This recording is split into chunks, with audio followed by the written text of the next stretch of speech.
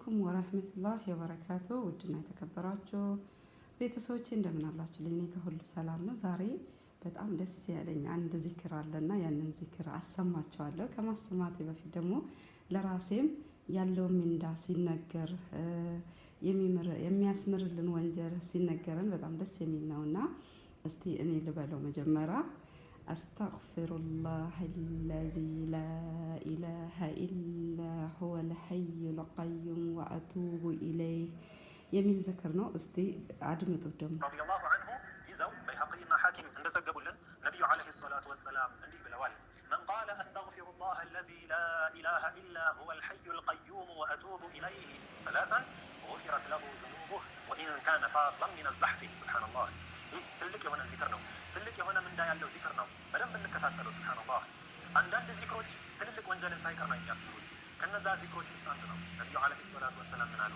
ማን ቃለ ያለ ሰው አስተግፊሩላህ አለዚ ላ ኢላሃ ኢላ ሁ ከሱ ውጭ ሌላ ፈጣሪ የሌለውን አላሁ ተዓላን ማህርታ ጠይቀዋለሁ።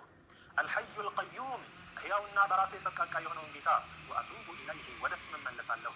ይህንን ሶስት ያለ ሰው غفرت ذنوبه سبحان الله ወንጀሉ ይማርለታል። وإن كان فاضا من الزحف أي تغفر له الصغائر والكبائر التي ليس لها تعلق بحقوق بني آدم.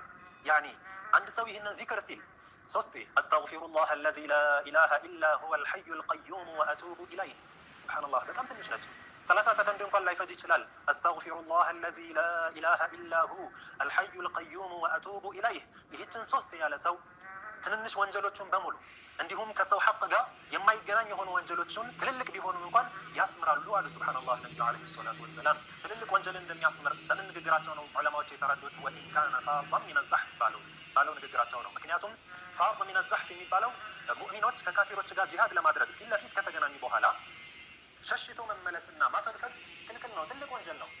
ያኒ ለጂሃድ ከቀረቡ በኋላ ሸሽቶ መመለስ ያን መሸሸት ሲባል ለጦር ስትራቴጂ ሳይሆን ወይም ለስልት ሳይሆን እንዲሁ በፍርሃት ተመልሶ የሚሄድ ሰው ትልቅ ወንጀል ውስጥ ነው የሚወድቀው። ይህም ሰው እንኳን ቢሆን ይህንን ኢስቲግፋር ካደረገ ማህርታን ያገኛል አለ።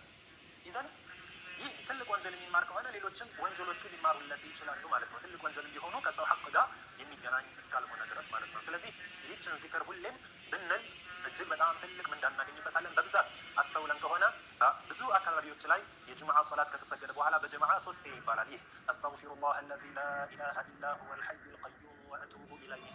ይህንን ዚክር ሁሌም ደግሞ በየሶላቱ የምንል ከሆነ ሱብሃንአላህ ስንትና ስንት ወንጀል ይማርልናል። ምናልባት ሞትን ቢመታ ንጹህ ሆነን ልንሞት እንችላለን ማለት ነው ከወንጀል። አላሁ ተባረከ ወተዓላ ሰምተው ከሚሰሩት ያድርገን፣ ወንጀላቸውን ከተመራላቸው አላሁ ተዓላ ያድርገን። ወሰላሙ አለይኩም ወራህመቱላሂ